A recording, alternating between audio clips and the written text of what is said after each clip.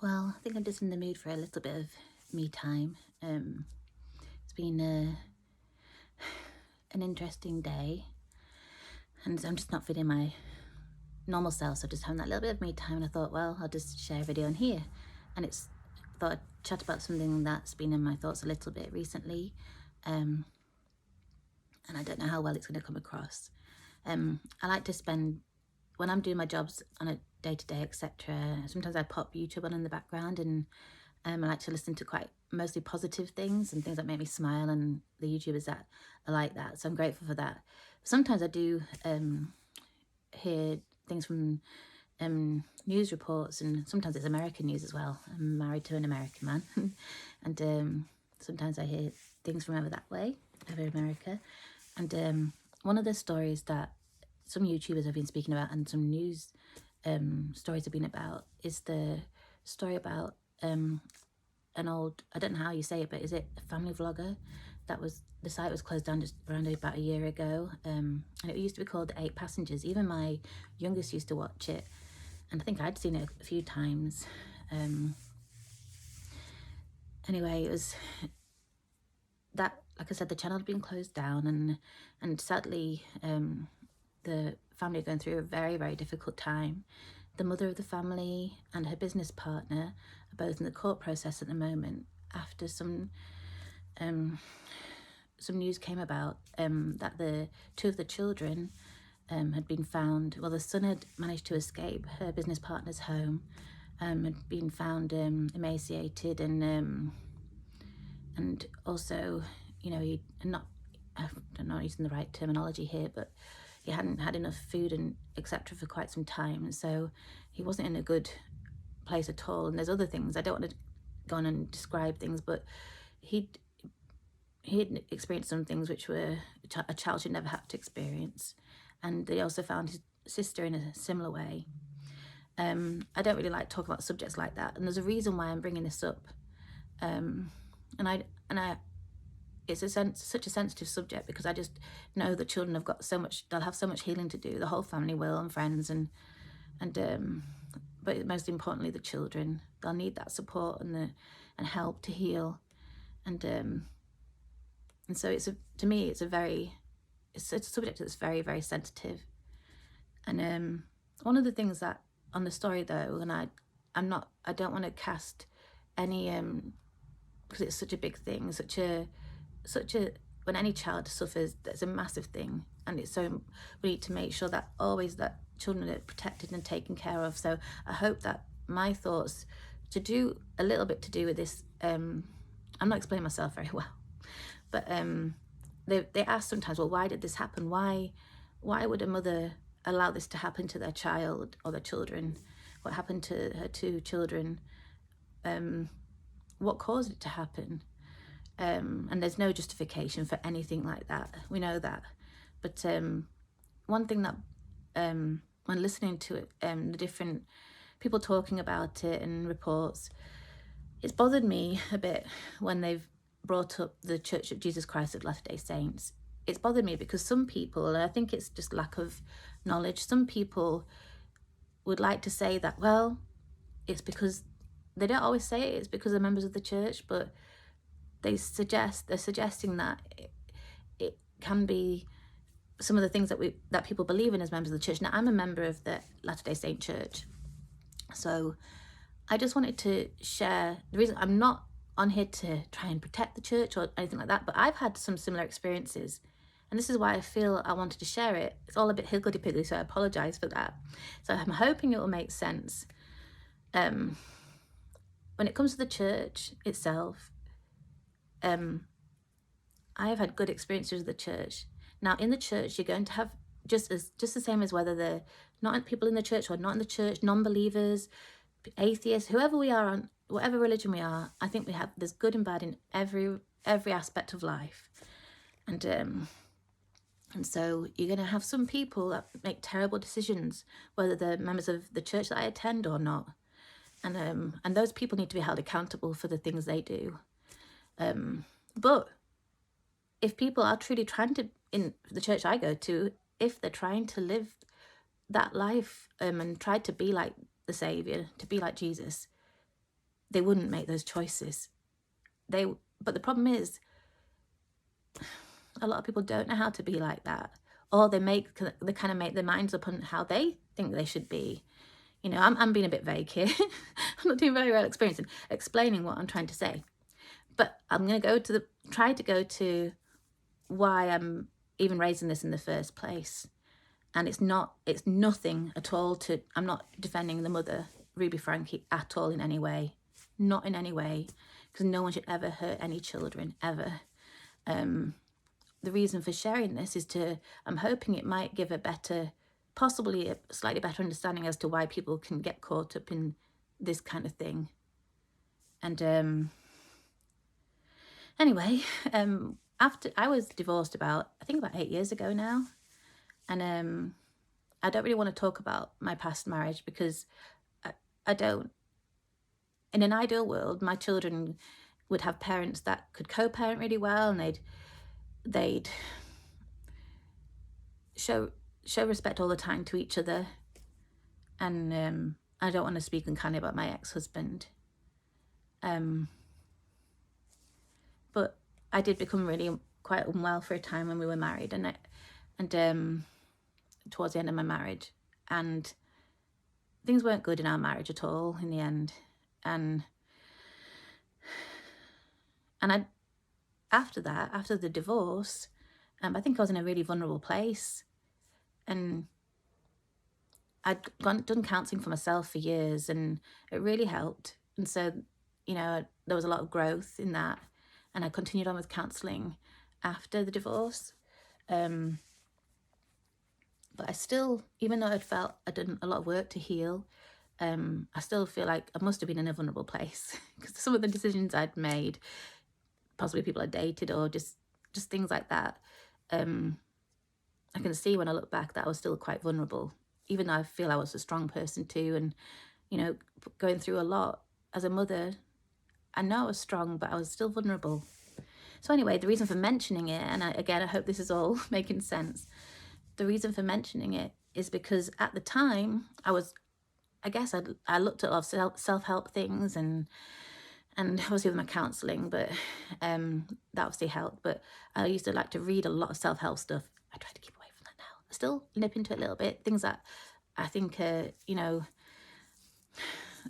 people that I know that you can trust what they're saying, and, you know, professionals of good reputation, and things that I know I can fully trust.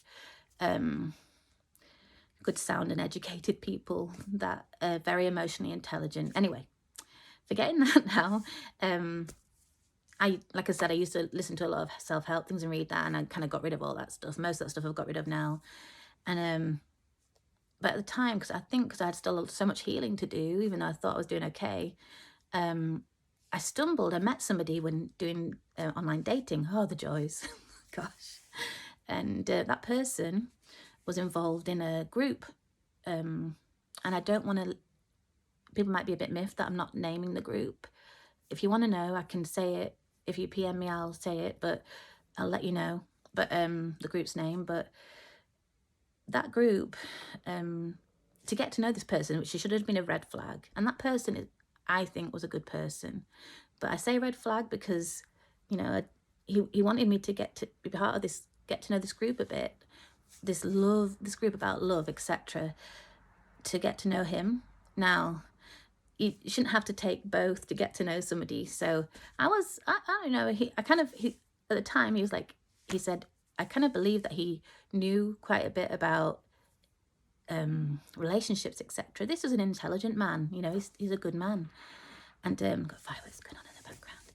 And so I could tell he's an intelligent man and a good person, and I know he is a good person.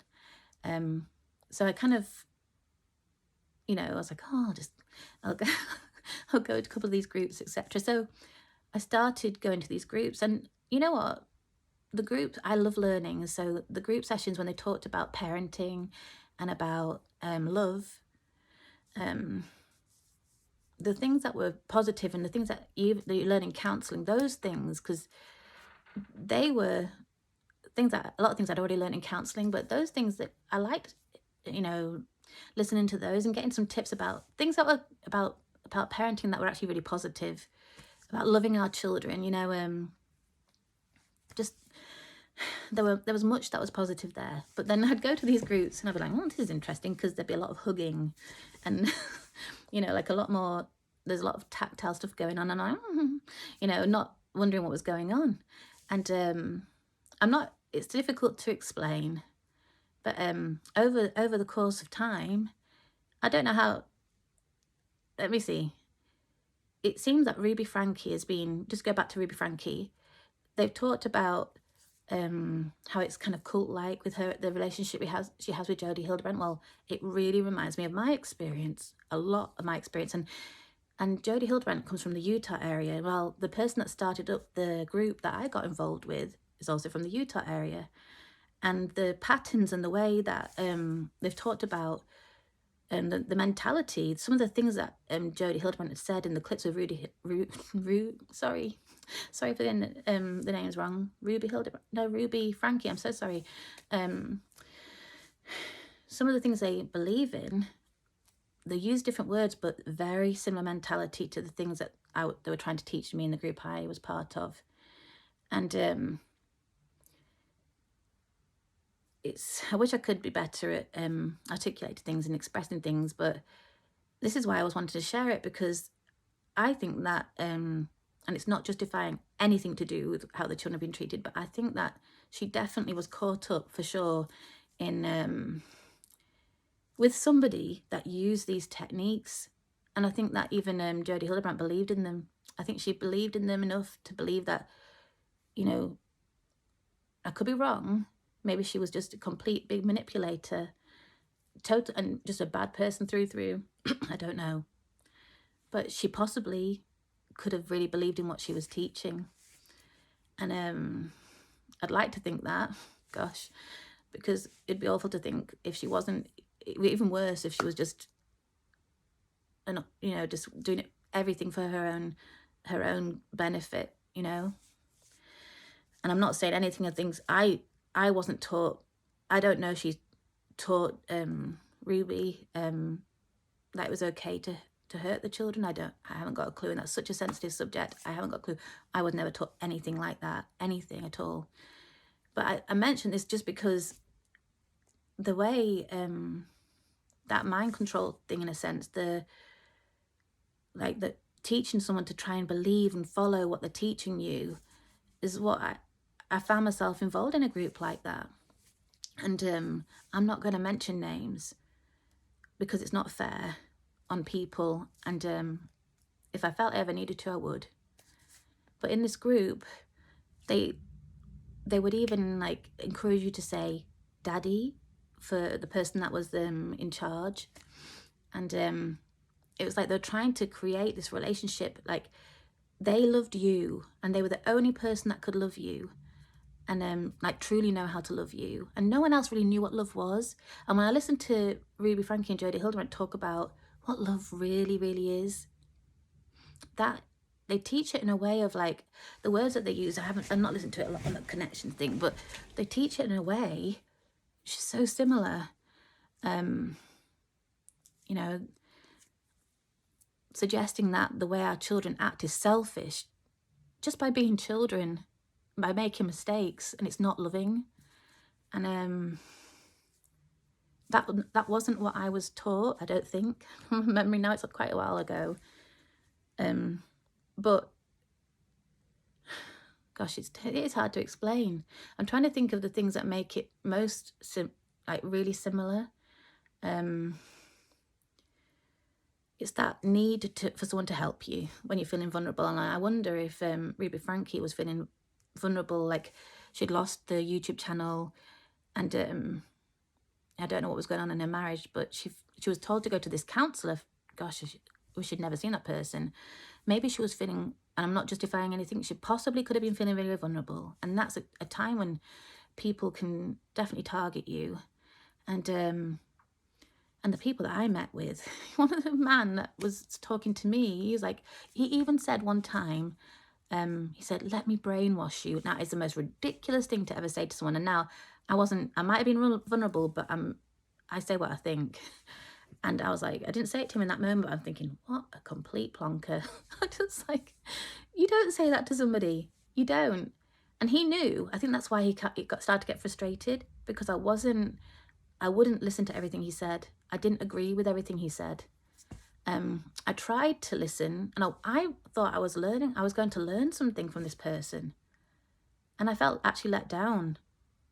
You know, he was supposedly teach me, he's supposed to be there, like, it was just weird. It wasn't what I was looking for. You know, I went there, originally I thought I was going for this course. I spent far too much money. Gosh, you know, they mentioned, you know, how much things cost, etc. Sometimes she was charging people, Jodie Hildebrandt, and I think I think her niece has talked about how they used other people to, I think it was a story actually, it wasn't her niece, it was a father that had been involved with it all, and his wife, they split up, and his wife ended up kind of partnering with Jodie and then trying to bring people in, and they had to pay Jodie to get help from her, but also try and bring people in, and people would have to pay them. It's like I'm trying to think what word I'm looking for. It's annoying when it doesn't come.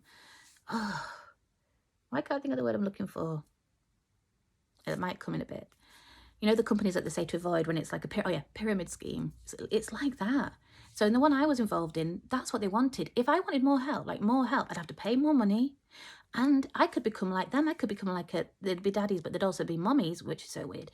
And I could be like that if I was to pay more money and learn more, but then I'd have to get more people to come in, and then they could pay me extortionate amounts of money to teach what love is. No, it's actually craziness. Now, the one I was involved with, there was good there. And I could see there were so many vulnerable people that had been hurting, you know, that had bad experiences in their family life and just wanted to be loved. And there was good there, and like teaching good things about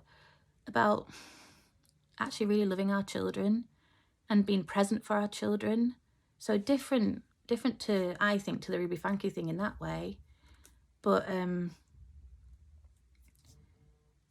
I just see a massive similarity to having that person, like, to believe that they're the answer to all your problems. And that's the one thing, and it's coming now. One of the things I was told, took a long time to get here, was that I needed to not talk to my family anymore. All my friends, even my best friends, who were the most amazing people, my best friends, still my best friends now, the most amazing, loving, good and kind people. Now, I did have struggles with my family at the time. My family are good people, but I was struggling. You know, we don't always get along with our family. And it had been hard. My mum had lost my dad. She'd already lost 2 sons in the past. It was hard for her seeing the divorce. And my mum was, you know, she was having a tough time. So you can see there'd be a bit of friction at the time. And we don't always get along all the time with our family, do we? And so it was a bit tough for me and my family at the time. We'd been through a lot. I don't need to go into detail. I mean, if I told you, there'd been a lot going on. My health had been really bad. I was trying to provide for my children for years on my own, and without support. And my mum was helping me at times with the pressure that she was feeling. So anyway, there was a lot. And the group I was involved with, the daddy figure, was saying, well, you shouldn't see your family. Stop going to the church you're attending. Go to the same different place. Just get rid of it all. Don't speak to any of them. And so yeah, I listened. I listened to it, and I was still mindful of my children. Like I was trying to do the best for my children, and so I believed. I was like, well, it's okay, because I used to visit different chapels when I was young with my dad, because he was kind of used to go and visit different churches, the same church but different buildings, to kind of help. And I used to go with him. And I thought, well, it's not going to harm my children if we go to different churches. They can make friends. That was my mentality. And I thought, well, I'm not getting along with my family. Maybe it makes sense. I don't need to see them. I'll work on me. If they're not if I feel like it's not being, things aren't going good, and I wasn't very happy with how things were at the time at all.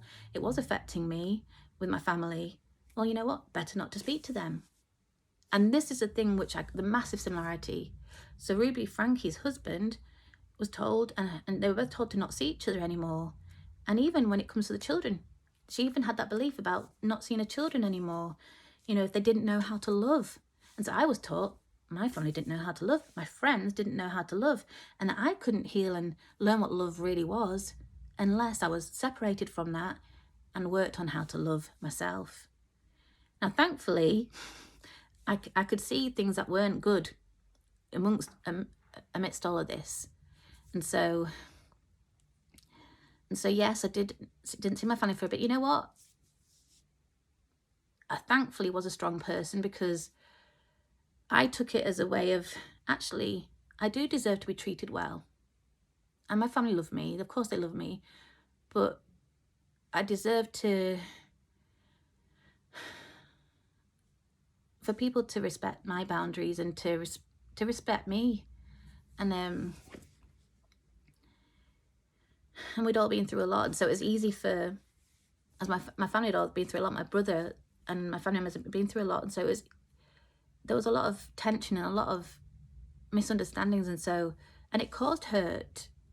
And I didn't need that. And so actually it was good for me to say to my family, no, I don't need this right now, and I'm not going to have this. And it helped them actually think, I think it did make them see a little bit. I think they worried, but at the same time, they listened a bit more. And so yeah, I think it wasn't the best for my children, because they did miss the friends that we saw at our local chapel, and they were a bit confused by why we weren't going to our local chapel, but and they remember it. They haven't forgotten. They haven't forgotten those choices I made. But thankfully it was a few months where we just started visiting another chapel on a Sunday, and I didn't see my family. But you know what? My job was to always protect my children, and to be the mother they needed, and that I needed to be well. I needed to, try to take care of me, and I felt at the time I was doing the right thing. But thankfully, I was brought well by really good parents, and I did have really wonderful friends, and that I could see some things were just not okay, and I didn't fall for some of the things that were going on. And when I first went to see them, one of the first times I paid, my mum helped me pay this money. It was ridiculous. They weren't even helping me, and it was a physical thing. Like the person that was there was just trying to just held me and was saying all this stuff. It wasn't necessarily appropriate. I could talk about that more another time, but they weren't teaching me anything in that moment. Nothing. And I actually felt so let down by it. But it's weird, because I almost believed it. I wanted to believe that this person genuinely loved me and they were trying to teach me something. I was confused, because I thought, I wasn't coming for this. But at the same time, I was trying to, so as how vulnerable I was listening to what they were saying a little bit. And I look back now and I think, gosh, I would never have even joined the group. I'm grateful for a couple of the things, like the things I learned in the process about myself. And I'm not crediting the group for that necessarily. But, I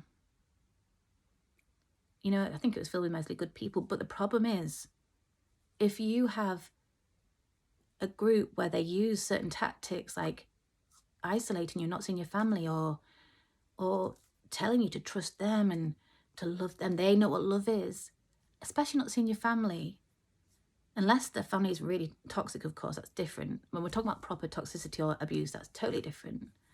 But you should be seeing a counsellor or the police or whatever about these things. But it's not good to teach people to isolate themselves away from their family. Especially if I had loving friends, especially if you have loving, good friends, just because they don't know the things that you might be studying or learning about. No. And that is a similarity. And I think she was super caught up in all that. I'm going to probably have to finish it because it's gone on for a long, long time. But I think Ruby Franke was super caught up in that, not justifying a single thing, by the way, because anything that causes harm to anyone is not okay. And I think she got lost in it.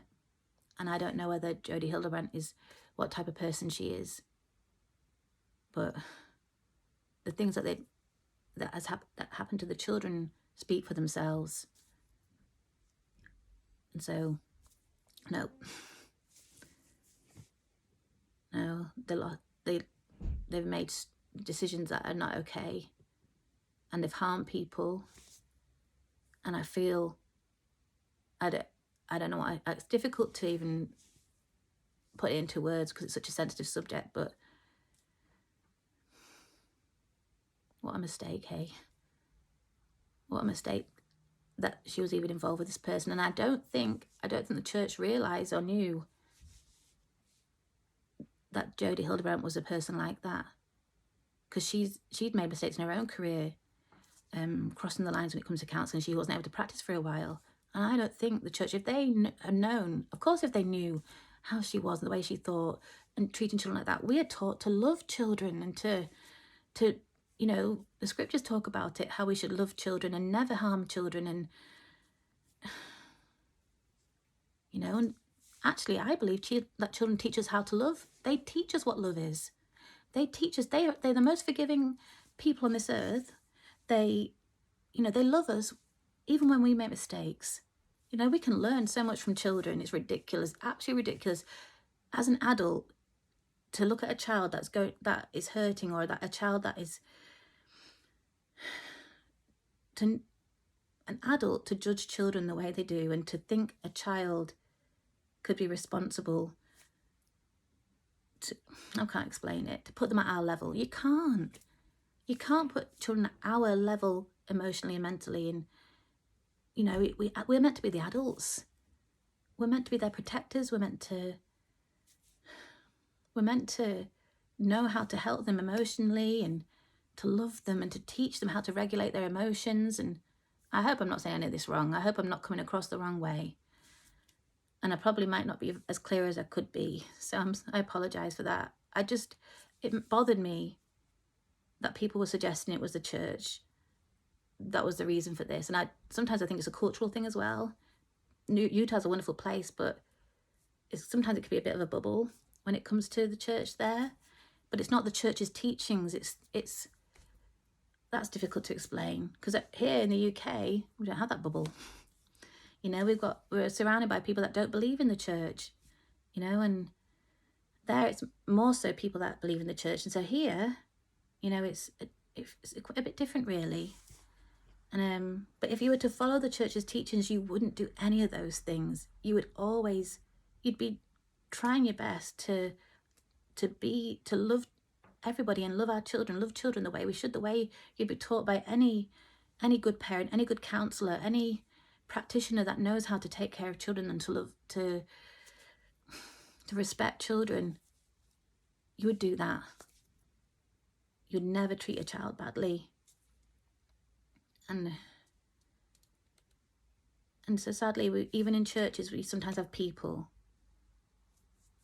that have a lot of, they declare that they're counsellors. They might declare that, you know, they think they're intelligent, but they have a lot to learn about the human mind, about people, about children, about love. They talk about love, but I'm talking about just understanding. People will make mistakes. Children, they're allowed to make mistakes. Children will cry. Children will get angry for a reason. And they still love you. But there are people out there, wherever it is, whether it's in the church or not, there are people that they get lost and they have a lot to learn still. Anyway, I hope this has hope it's been helped possibly somebody. And I don't know how it comes across. I'm not used to sharing things on YouTube, but I just wanted to try and say that actually the church is good. It's good, and it is about family, about keeping family together if we can. Apart from, you know, should never stay in a situation that is harmful or toxic, but trying to support and strengthen family, and those without family, those that haven't had a chance to have a family, those that are on their own, just to be there for everyone. So That's a church I know.